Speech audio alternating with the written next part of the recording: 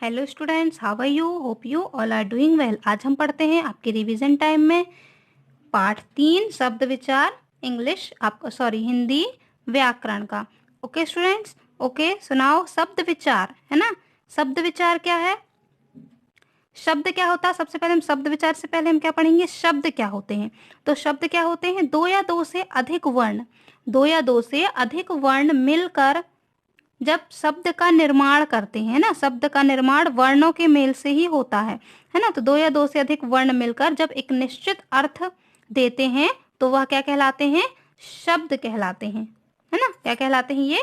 शब्द। अब शब्द भंडार क्या होता है? भाषा में प्रयुक्त होने वाले विभिन्न प्रकार के शब्दों के समुदाय को हम शब्द भंडार कहते हैं, है ना। तो शब्द एग्जाम्पल जैसे देखिए, घर, घर बोलते ना क्योंकि उसमें एक दो वर्ण से अधिक है ना। घर दो वर्ण है इसमें, घ और र।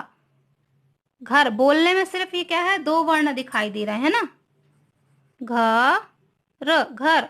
इसको हम कैसे लिखेंगे? घ, घ तो आ रहा है और इसके नीचे हलन, घ, आ का उच्चारण आ रहा है ना, घ आ रहा है तो ये घ, ये पूरा क्या मिलके बना? घ। फिर रा, रा, रा में भी आ का उच्चारण आता है तो रा धन आ, ये क्या बना? घ धन रा, घर। तो इसमें देखिए दो या दो से अधिक वर्ण मिलकर ये एक निश्चित अर्थ दे रहे हैं हमें, तो ये क्या है? शब्द है। नाउ नेक्स्ट एग्जांपल देखिए, उपवन, उपवन, हाँ क्या है ये? उपवन, है ना। उ प उप, सीधा हमने बोला ना उप, इसमें और उच्चारण नहीं हो रहा। फिर पा के बाद उच्चारण है, देखिए ऊ में कोई उच्चारण नहीं है, ऊ बस है। फिर पा आ रहा है ना उसमें, पा छोटा। फिर व न, उपवन। वैसे ही विद्यालय, वी छोटी की मात्रा है ना तो ई, द्या, आ की मात्रा है यहाँ पर ना, विद्या। छोटे आ के लिए हम जल्दी से बोल देते हैं छोटी आ की मात्रा आ, और आ के लिए आ, है ना। थोड़ी ज्यादा टाइम तक हम इनको बोलते हैं, है ना, बड़ा सा मुंह खोल कर बोलते हैं आ। और आ, छोटा आ के लिए आ, और बड़े आ के लिए आ की मात्रा के लिए आ। जैसे विद्यालय थोड़ा देर तक बोलते हैं ना, तो वही इसमें आ की मात्रा। फिर ल, य, विद्यालय। ओके। अब है उसके बाद शब्दों का वर्गीकरण, है ना। तो शब्दों का वर्गीकरण दो आधारों पर किया जाता है।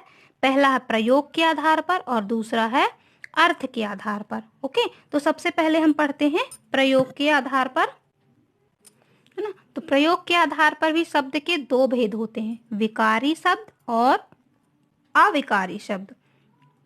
विकारी शब्द में, विकारी शब्दों को भी चार भागों में बांटा जाता है, संज्ञा, सर्वनाम, विशेषण और क्रिया। ये क्या है? विकारी शब्द हैं जिनमें लिंग, वचन, पुरुष, कारक आदि के कारण, आदि के आधार पर बदलाव आता है, वे क्या हैं? विकारी शब्द हैं। ओके।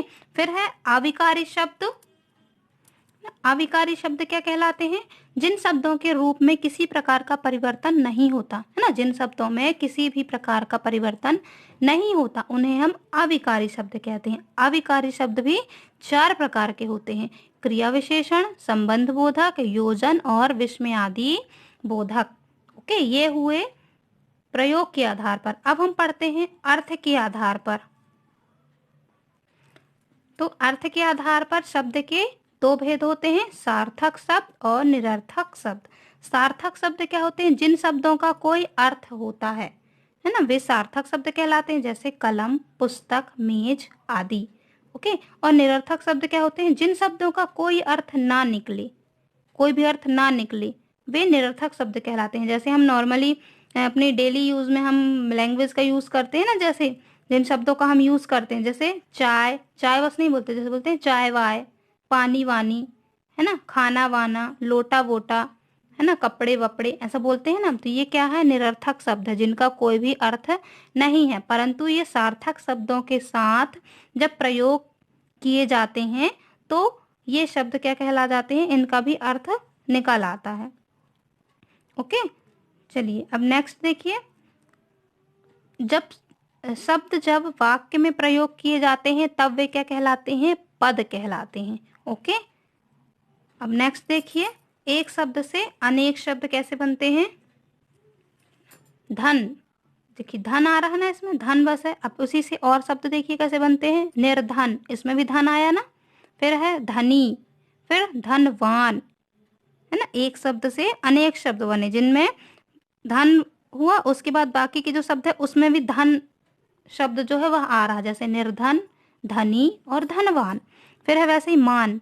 अब देखिए मान से और क्या शब्द बने हैं अनेक शब्दों में।